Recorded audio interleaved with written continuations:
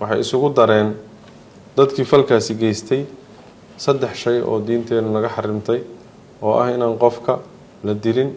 inaan la suuro xumaynin iyo inaan naf la gubin intiiba way isugu dareen in dhowr qafood ay isugu tagaan qaf miir kale dilaan dabadeedna ay dab qabadsiiyaan isaga oo wali ruuxda aysan ka bixin waa dhacdooyin ugub ah uur ku taalana ku reebtay guud ahaan geyiga Soomaaliyeed dadka ku nool si taas looga baaqsado taliska ciidanka xoogga dalka Soomaaliyeed ayaa amar ka soo saaray dhacdooyinka ka soo cusboonaaday deegaanada dhaca gobolka Shabeellada Hoose taliyaha ciidanka dhulka xoogga dalka Soomaaliyeed Sariye Guuto Sahal Cabdullaahi Cumar oo warbaahinta la hadlaya ayaa tibaahay in taliska ciidanka xoogga dalka Soomaaliyeed uu aad kaga xun yahay dhacdooyinkii maalmihii aynu ka soo gudubnay laga soo warinayo gobolka Shabeellada Hoose sidaas oo kale waxa uu sheegay eedeysanayaal u eedeysan dhacdadaas in gacanta lagu soo dhigay isla markaasna lagu wareejiyay laamaha cadaaladda taliska ciidanka xoogga dalka Soomaaliyeed wuxuu aad uga xun yahay falkii bahalnimada ahaa ee lagu dilay marxuum Isaaq Daawud Maxamed laguna gubay taariikhdu markay ahayd 7 bishii 11 2025 falkaasi oo ka dhacay deegaanka Dumdumay ee degmada Walaweyn ee gobolka Shabeellada Hoose falkaasi ka dhacay halkaas wuxuu ahaa fal aan ku banaanayn diinteena dhaqankeena iyo bini'aadamnimadka intaba diinteena waxay nafartay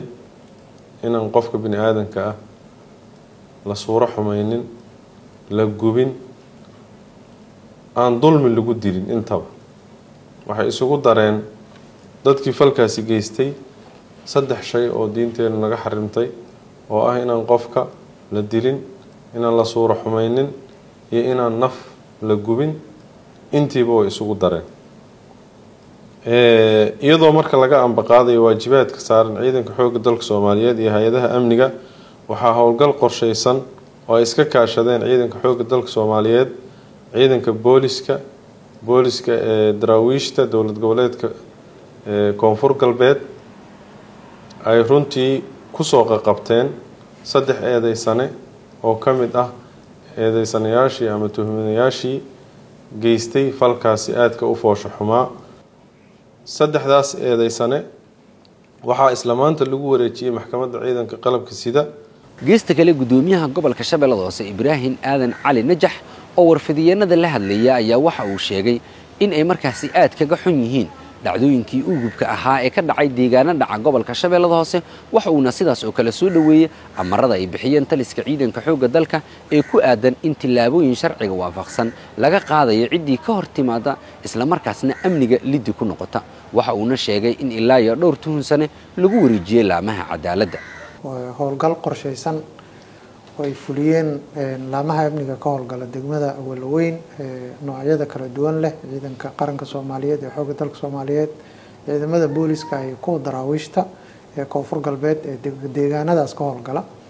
in lagu soo qabtay saddex eedeysane oo lagu tuhunsan yahay inay qayb ka qaateen oo ay qayb ka ahaayeen dilkii foosho xumaa ee loogu geystay muwaadinkii Soomaaliyeed deegaanka Dumdumay ee degmada Walaweyn runtii waan u mahadcelinaynaa ciidamada amniga iyo maamulka degmada annagana maamul ahaan waxaan ballan qaadaynaa in ciidanka aan la shaqeyno deegaanadaas nabad lagu soo celiyo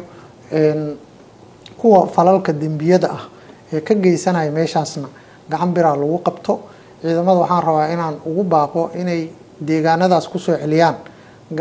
amnigooda gacan ku haynta amniga lagu soo celiyo gacanta ciidamada qaranka Soomaaliyeed 360, 75 hours, 10 seconds.